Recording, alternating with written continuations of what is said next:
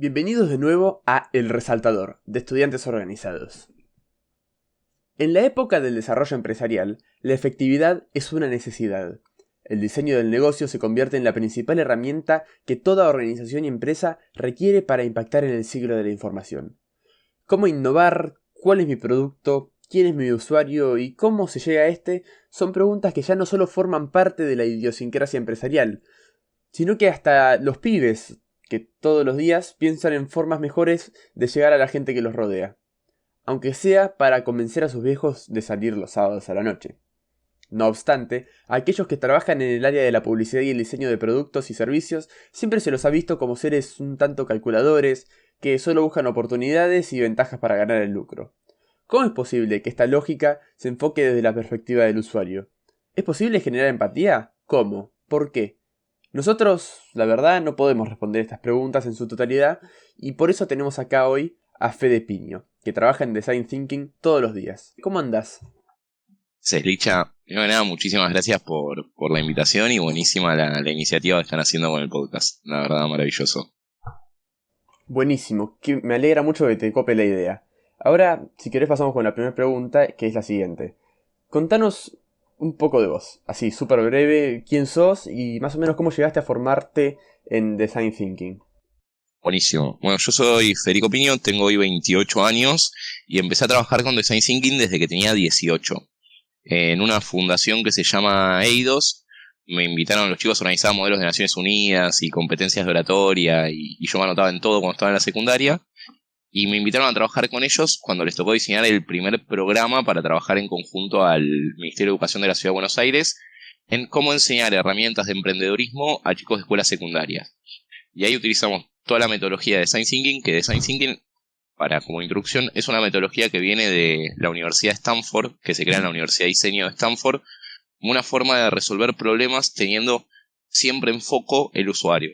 Cambia un poco la perspectiva de que el problema no sucede en abstracto, sino que el problema sucede cuando impacta a una persona. Y es esa persona y esa relación con la problemática la que realmente termina definiendo el problema. Ya que nosotros podemos querer resolver algo, pero al no vivirlo, seguramente hay muchas dimensiones que se nos van a escapar. Bueno, ahí en EIDOS trabajamos 3 años haciendo siempre programas educativos apuntando a modelos no formales de educación y aprendizaje por proyectos para transmitir siempre herramientas relacionadas a la innovación y a las metodologías ágiles y emprendedorismo. Después tuve la suerte de trabajar en el Ministerio de Modernización de Nación durante la gestión de Macri en el Laboratorio de Innovación que se creó específicamente en la gestión, no existía antes, que buscaba vincular a la ciudadanía en el desarrollo de políticas públicas y traer nuevas metodologías para los funcionarios en cómo entender las problemáticas de los ciudadanos y cómo pensar, porque el Design Thinking viene también, no es solo de cómo identificar el problema, sino es cómo atacarlo. Busca venir a resolver, generar proyectos cortos, rápidos, que nos permitan aprender e ir iterando. Es un proceso muy iterativo, que constantemente lo volvemos a arrancar. No es algo que se empieza y se termina, sino que es una metodología para aprender mientras vas ejecutando los proyectos y mejorar en cada iteración. Es una metodología de mejora constante, podríamos decir. Después, bueno, hace varios años que vengo trabajando en empresas de software como Product Owner. Eso busca alinear los objetivos del cliente con las necesidades de los usuarios y el desarrollo tecnológico que nosotros hacíamos. Y hoy trabajo en una empresa de investigación y desarrollo sobre tecnologías de blockchain, que también es súper interesante, un laburo mucho más técnico quizás hoy. Claro. No, esa fue la intro, por ahí me alargué un poco. No, está perfecto, no te preocupes. Teníamos un par de preguntas preparadas, un poco medio que ya las respondiste, pero si querés profundizar un poco, las preguntas son ¿qué es el Design Thinking y cómo se diferencia de otros métodos?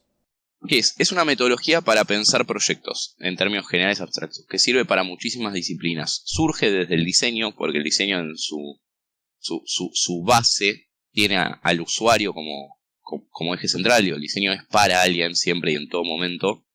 Se busca también que sea útil. Esto viene con la época de la Bauhaus, que buscaban como que los diseños cumplan una función. Siempre tiene que tener una utilidad lo que hacemos, ¿no?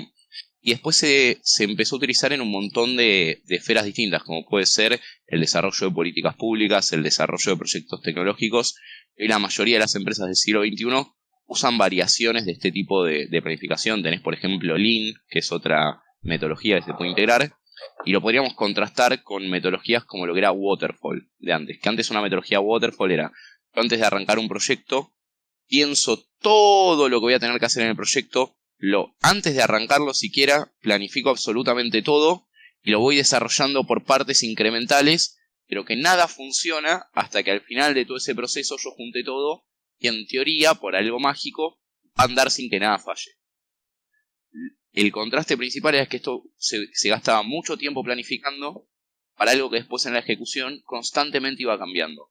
Lo que viene el Design Thinking es a achicar los periodos de trabajo, el scope de lo que se busca hacer, para generar soluciones incrementales y prototipos que nos permitan validar dudas o desafíos puntuales mientras vamos creciendo en el proyecto total. Busca fallar rápido, fallar barato y aprender. Es muy experimental el proceso, no requiere tanta planificación previa, si bien lo tenés dividido en 5 etapas, que esto quizás es interesante. Una primera etapa de empatía para familiarizarte con las personas que atraviesan el problema, el contexto, el problema, benchmark de cómo se resolvió ese desafío en otros lugares del mundo. Una etapa de definición, donde nosotros empezamos a, ya conocemos a las personas, conocemos las distintas causas y consecuencias que tiene el problema, entendemos cómo funciona en otros lugares del mundo. Y lo que tenemos que hacer es definir, con toda esta información, de vuelta redefinir el problema. Nosotros sabíamos que la temática que queríamos trabajar era analfabetismo. Bueno, nos juntamos con chicos que atraviesan la problemática, entendemos cómo se distribuye geográficamente el problema, entendemos cómo se resolvió en otros lugares del mundo. Analfabetismo quizás es una categoría muy grande para trabajar. ¿Cuál sería un problema que podamos atacar? Bueno, quiero laburar sobre cómo los padres en contextos de vulnerabilidad pueden enseñar herramientas para que los chicos, cómo le puedo transmitir herramientas a los padres para que ellos puedan enseñar a sus hijos a leer y escribir en contextos de vulnerabilidad.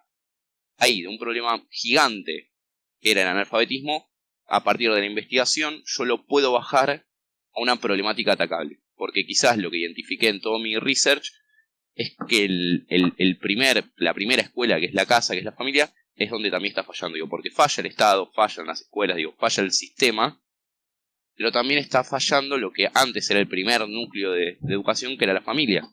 Porque no están pudiendo transmitir estas herramientas básicas a los chicos tampoco. Quizás nosotros como jóvenes, por ejemplo, si quisiéramos atacar un proyecto, sería ahí un lugar donde podríamos ir a complementar el laburo que tiene que hacer el Estado. Y a través de Design Thinking, ahí lo definirías el problema, después la idea es pensar ideas, cuáles son formas de resolver este problema. Quizás es una app, quizás son cursos presenciales, quizás es hacer un manual, quizás es hacer una serie de videos de TikTok para enseñarle a los padres cómo enseñar a leer, quizás es un video de TikTok para que los chicos aprendan por sí mismos a leer, ¿no? Sobre esto nosotros empezaríamos lo que es el prototipado, que tenemos ideas, seleccionamos una solución. De esa serie de soluciones vamos a tratar de implementar una. Pero antes de implementarla definimos qué queremos medir. Es muy importante en este proceso definir indicadores para saber si lo que hacemos funciona o no funciona. Porque si no estamos probando al aire o algo puede funcionar por error o por causas distintas a las que nosotros pensamos. La idea es que en toda etapa del proceso nosotros generamos una base de conocimiento que nos permite volver, si queremos modificar algo, y avanzamos dejando conocimiento. O sea, cuando testeamos, cuando prototipamos, buscamos validar ciertas hipótesis, buscamos probar que nuestra idea de solución funciona, buscamos probar que el problema que identificamos es un problema real. Pues en cada una de estas etapas puedo volver a la etapa anterior o puedo volver 2 o 3 etapas atrás. Eso es lo lindo de siempre, y con la misma base puedo seguir construyendo distintas ideas, hasta que alguna funcione. Yo tengo una pregunta. Vos, me encanta todo este proceso de design thinking, y lo que dijiste de fallar barato me fascinó. Dentro de todas estas etapas que forman parte del proceso del design thinking, ¿crees que alguna de estas etapas es más importante que otra? ¿O quizás se puede prescindir de alguna etapa? ¿Cómo es ese ranking de etapas? Yo no sé si son igualmente importantes para distintas cosas, ¿no? Pero quizás la que a mí yo a título personal definiría como la más importante y la más omitida es la de empatía. Es familiarizarnos con el contexto, con las personas y con la esfera del problema. Muchas veces tenés gente que cree que encontró un problema o ni siquiera vienen con una solución. Arrancan un proyecto pensando en la solución. No, se me ocurrió esta aplicación que resuelve esto. Pará, ¿cuál es el problema? ¿Cuáles son las causas de ese problema? Quizás la solución es correcta, digo, la mayoría de las veces tiene oportunidad de mejora, pero incluso supongamos que fuera correcta, hay un montón de riqueza en entender las personas para las cuales es correcta, en el contexto en el que es correcto, y muy difícilmente, digo, hoy en día todo está inventado, no es una frase que se dice mucho. Y realmente muchas cosas ya están implementadas y a veces por querer inventar la rueda nuevamente, nos perdemos la oportunidad de ejecutar una solución que ya está testeada. Esto en el mundo de software sucede todo el tiempo. Las cosas no se desarrollan de cero. Hay muchas cosas que están desarrolladas y cada vez que tenés que empezar un proyecto, simplemente las utilizás. Librerías que desarrolló otro equipo de desarrollo con la filosofía open source disponibiliza un montón de herramientas para que tu trabajo sea más fácil, ¿no? Eso a nivel de research, de benchmark, de otros proyectos. Pero muchas veces nos va a pasar que al entender a las personas y entender su contexto, nos vamos a dar cuenta que lo que para nosotros era un problema, en realidad no es un problema, o no es así el problema para las personas para las que se los queremos resolver. Y lo importante es resolver problemas para las personas, no problemas en abstracto o problemas que nos parecen a nosotros. Clarísimo. ¿Cómo estás, Fede? Yo tengo una pregunta. Vos te estás contando todo este proceso y comentabas que la parte de la empatía es como la más importante de todas. ¿Cómo se llega, en términos prácticos, a involucrarse verdaderamente con los usuarios en este proceso o en cada uno de este proceso, las etapas del design thinking? ¿Cómo decirlo? ¿Cómo llega a empatizar? ¿Cómo llega a pensar? Cuando me tocó trabajar con funcionarios viejos, allá por el 2016, que venían secretarios de modernización de las provincias y todo, el primer mensaje que les decíamos es salir de la oficina e ir con las personas.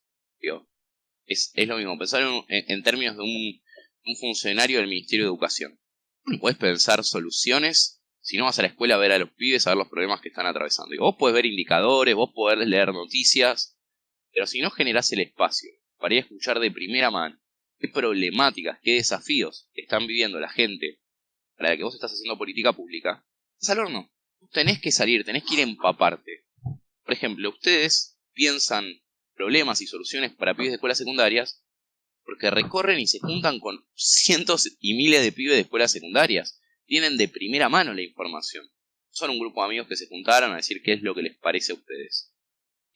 Es ahí donde nos empapamos y nos mezclamos con los problemas.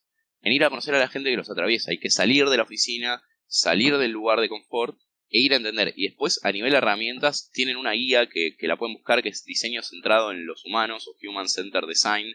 Es de una fundación que se llama Fundación / Empresa, creo que tiene las dos partes. Se llama IDEO o IDEO, así textual, IDEO. Que tiene toda una guía de herramientas que puedes usar para las distintas etapas.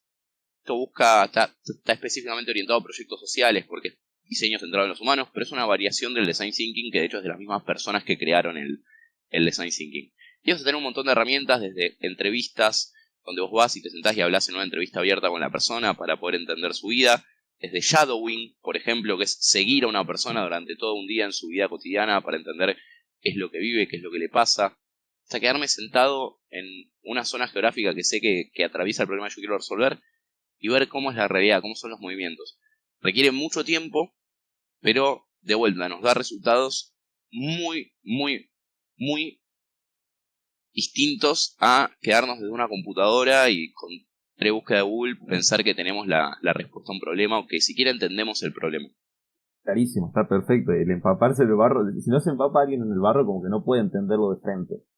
Y a partir de conocer esa realidad todo, ¿puedes aplicar alguna herramienta digital? ¿O hay espacio para la tecnología, además de esta base de datos de herramientas? Por ejemplo, ¿vos utilizás alguna tecnología en particular para aplicar este proceso? Es de todo, digo. Esto requiere mucho, por ejemplo, hay mucho workshop en el proceso de design thinking, mucha etapa de brainstorming. Busca mucho también en el trabajo interdisciplinario. La idea es que mezclando personas de diferentes especialidades técnicas y de diferentes backgrounds, vamos a poder tener un entendimiento mucho más abarcativo del problema, una visión mucho más holística a la hora de encararlo. Y las herramientas tecnológicas que mejor a la hora de pensar soluciones, es infinito el campo de soluciones tecnológicas que podemos pensar, porque desde desarrollos personalizados hasta herramientas que ya existen. Pero para la metodología de trabajo, son las herramientas de laburo colaborativo las que más sirven. Por ejemplo, Discord es buenísima para poder gestionar un brainstorming entre personas que están en distintos lugares del mundo.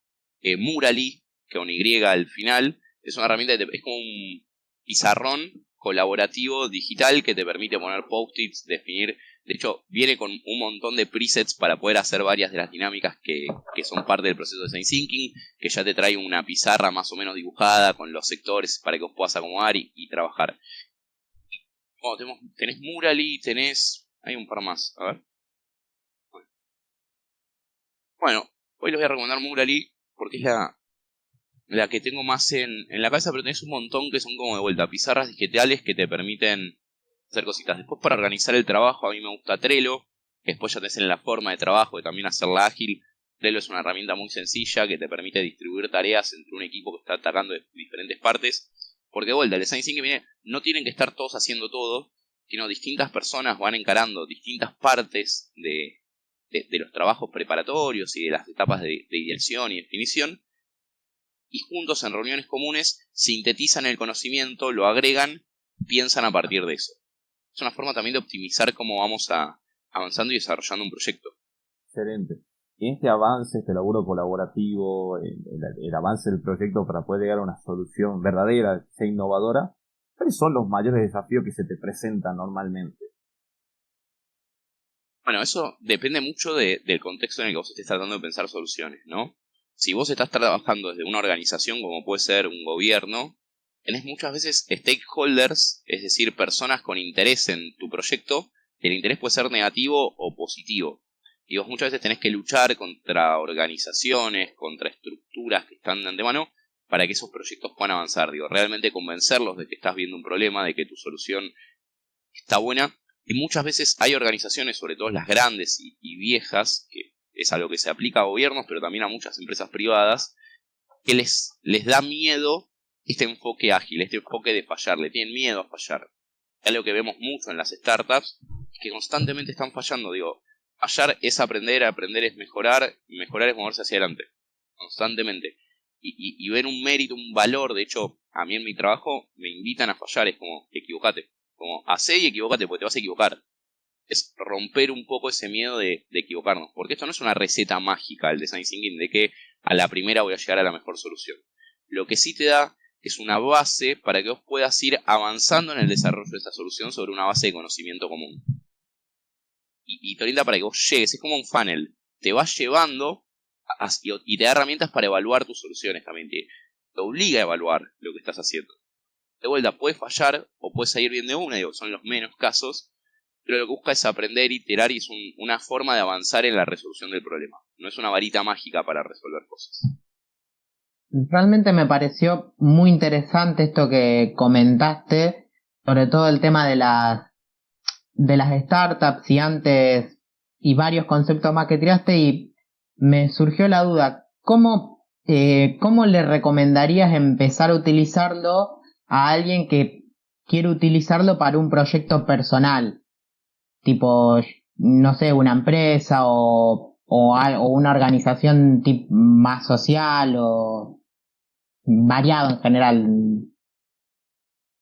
Ahora, no te escuché, Juanma, la última parte, si me la podés repetir. Muteé por error. Digamos que cómo le recomendarías aplicar el design thinking a una persona que quiere utilizarlo para un proyecto personal. Bien, yo le diría que lo primero que puedo hacer es mirarse algunos videos. Hay un montón de cursos gratuitos, estos desparramados por internet, porque la verdad es una temática que ya se puso de moda hace 10 años, ponele, se habrá puesto de moda, y muy de moda en los últimos 5, pero es una herramienta que viene siendo utilizada hace mucho tiempo, o sea, hace 20 años que se usa metodología, o sea que hay mucho contenido disponible para aprender. Y después tienen que definir, por ejemplo, llevarlo a estudiantes organizados. Si quieren trabajar, por ejemplo, un proyecto de ley para mejorar la educación, ¿qué podemos hacer? Bueno, arrancamos. ¿A qué personas impacta este proyecto de ley? Bueno, vamos a conocer a todas las personas. ¿Quiénes son los actores? Tenés de diputados, legisladores, estudiantes, docentes, no docentes. Bueno, ¿cómo viven este problema todas estas personas? Genial. En eso trato de definir mejor el problema. Muchas veces los problemas están mal definidos. Una consecuencia la definimos como el problema cuando en realidad de vuelta es un síntoma. La fiebre no es un problema, es un síntoma de que hay otra cuestión. Pero muchas veces, ¿qué te pasa? No tengo fiebre, no. Fiebre es un síntoma. Si yo te curo la fiebre con un tafirol, el problema de fondo, si vos tenés una infección o lo que fuera, sigue existiendo. Simplemente ahora no te duele la cabeza.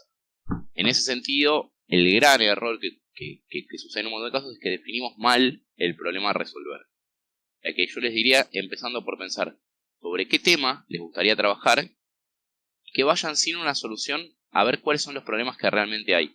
Y sobre eso elijan un problema que los convoque a trabajar. Y trabajenlo teniendo siempre en cuenta a las personas que atraviesan ese problema. El resto va saliendo y el resto es iterativo y es mucho aprendizaje. Y también hay que tener paciencia, y lo que te tiene que enamorar, hay una frase que siempre se dice en el mundo de los emprendedores, es: enamórate del problema, no de la solución. Porque la solución va a cambiar muchísimas veces. Lo que a vos te tiene que motivar y levantar de la cama todas las mañanas para trabajar y seguir adelante tiene que ser el problema. Porque si vos te enamorás de la solución, tu solución fracasa y ya está. Si vos te enamorás del problema, tu solución fracasa y de ese fracaso aprendés y seguís adelante, tratando de resolver el problema de otra manera. Me fascina todo esto que estás contando, Fede. Yo, hablando de todo este proceso de design thinking y todas las ventajas que tiene este proyecto, me surge la duda. ¿Hay algún fallo en este método? ¿Hay alguna desventaja que venga junto con este método? Que cuando se da este proceso, quizás hay algo que todavía está para mejorar, todavía puede ser mejor en este proceso.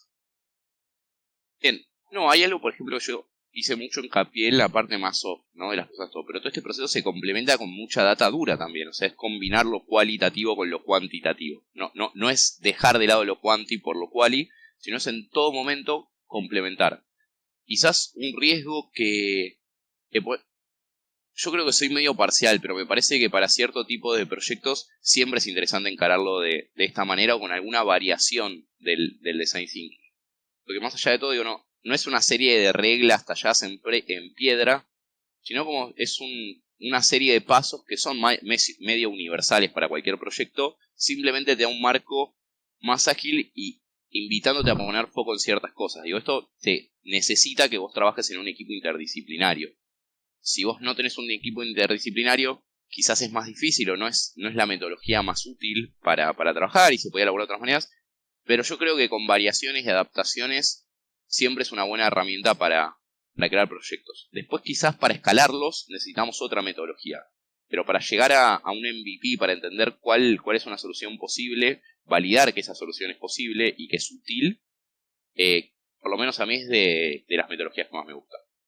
Me quedé con algo que dijiste. ¿Cuáles son algunas de las diferentes variaciones del design thinking? Una pregunta. Vos tenés... Lo que se hace se suele integrar con otras metodologías. Vos, por ejemplo, tenés Lean Startup, es una metodología para pensar empresas que integra Lean, que también es una metodología creada por un capo de Silicon Valley, con Design Thinking. Y lo que busca es orientar el proceso al comienzo de empresas, de startups, de cómo pueden ir iterando y mejorando constantemente ciertas variaciones. Nosotros, por ejemplo, desde el Laboratorio de Innovación en Nación, trabajamos en una aplicación específica para el diseño de políticas públicas. Hicimos un manual de innovación pública que explicaba cómo poder implementar estas distintas herramientas, estos distintos pasos, orientados específicamente al diseño de políticas públicas, que tampoco fuimos muy innovadores en ese sentido, ya lo habían hecho varios laboratorios de innovación del mundo. Lo que hicimos fue más recopilar el conocimiento y aplicarlo a la Argentina. Ah, muy bueno lo que contás, muy interesante. Y ahora, realmente se me ha ocurrido una duda cuando comentabas de que el design thinking requiere de un equipo multidisciplinario y que quizás se podría llegar a complicar el aplicarlo de manera individual. Con respecto a ese tema, ¿cómo, o sea, en qué aspectos de la vida, en qué situaciones se podría aplicar el design thinking? O sea, ¿cómo lo puede explicar un estudiante, ya sea de secundario o de universidad, a su vida cotidiana? ¿En qué lugares entraría? Encuadraría perfecto en el formato de aprendizaje por proyectos. Vieron que una de las nuevas metodologías que se buscaba poner en los colegios es que vos aprendas no geografía por separado en matemática e historia, que es como medio bobo, porque vos terminás aprendiendo todos temas que en tu vida cotidiana, cuando los uses, van a estar siempre interrelacionados, los aprendés de manera totalmente separada. En el aprendizaje por proyectos, cuando se busca es que vos trabajes generando un proyecto que te llame a incorporar todo este conocimiento, el design thinking es una herramienta ideal, porque requiere que vos te empapes del contexto del problema. Por ejemplo, si vos querés entender el calentamiento global, vas a tener que aprender cosas de historia, vas a tener que aprender cosas de geografía, vas a tener que aprender temas de física, de química, tener que entender cuestiones sociológicas de cómo impacta, y sobre eso, con todo ese entendimiento común, vas a poder definir mejor un problema relacionado al calentamiento global para trabajar y pensar una solución, por ejemplo, para un trabajo práctico si fuera de la secundaria. En las escuelas técnicas esto está mucho más claro, incluso, por ejemplo, los chicos que compiten armando los autitos eléctricos para competir por Argentina. En el desarrollo y en el pensamiento, a la hora de hacer ese auto, ¿cuál es el problema a resolver? Bueno, quiero hacer un auto eléctrico que vaya lo más rápido posible. Genial. Puedo usar la metodología de Design Thinking para entender, ok, ¿cuál es el estado del arte? Bien, ¿cómo se resolvió este problema? ¿Cómo lo hicieron? ¿Cómo lo hacen en otros colegios? ¿Cómo lo hacen en otros lugares del mundo este tipo de autos? Ok, ¿qué limitaciones tengo yo, mi escuela, materiales que tengo que hacer? Ok, ¿cómo puedo hacer? Empiezo a hacer prototipos. Bien, no, este auto podría ir más rápido, no dobla bien. Bueno, vuelvo para atrás, le cambio la rueda para tener una rueda más grande, a ver si eso hace que tenga más agarre y vaya más rápido. No, eso no funcionó. Ok, le sumo otra batería y te permite ir probando y iterando. Y van a ver muchas veces en fotos de startups o de equipos que elaboran con esta metodología, paredes enteras llenas de post-its. Porque se busca que las ideas sean sintéticas, concisas, y que puedas volver, sacar un post-it, pegar otro, elegir otro, pero que vos constantemente tengas registro de todo lo que fuiste pensando, de todo lo que fueron trabajando en las etapas anteriores. Pero en ese caso es para trabajos prácticos, está buenísimo. Mismo para hacer una monografía en grupo. Bueno, ¿sobre qué la tenemos que hacer? Bueno, vamos a hacer todos un benchmark, un research sobre. Genial. ¿Qué queremos escribir? ¿Qué queremos decir sobre esto? Bueno, podríamos decir todas estas cosas. Elegimos esta. Empezamos a escribir. Vemos que no nos sale nada. Volvemos a la etapa de ideación. Y seleccionamos otro tema sobre el cual podríamos hablar. Bueno, vamos a la etapa de prototipado. Empiezo a escribir. ¿Sale? ¿Funciona? ¿No funciona? Como metodología la podríamos estar aplicando en un montón de lugares. Porque si bien en proyectos de política pública y de startup por ahí es mucho más claro, ir incorporando esta forma de trabajar, esta forma de entender y trabajar, te da herramientas de laburo en equipo, te da herramientas de pensamiento crítico. La verdad que es muy abarcativo el aprendizaje que uno se lleva a la hora de laburar con esta metodología. Buenísimo, sí, súper claro. Toda la explicación, todo el podcast, súper claro. Me dijiste que ya te tenías que ir ahora en unos minutos, así que ya te liberamos. Y muchas gracias por haber participado de este segundo episodio. Así que estás invitado a venir cuando quieras. Muchas gracias a ustedes, chicos. De vuelta, felicidades por lo que están haciendo porque está buenísimo y un lujo charlar con ustedes. Nos vemos, che, un abrazo. Gracias. Gracias. Y así cerramos el episodio 2 de El Resaltador con Fede Piño hablándonos sobre Design Thinking. Los saludamos Juanma Marzano, Joaquín Coco, Benja Guaymás y yo, quien les habla, Lisandro Sateda. Hasta el próximo lunes.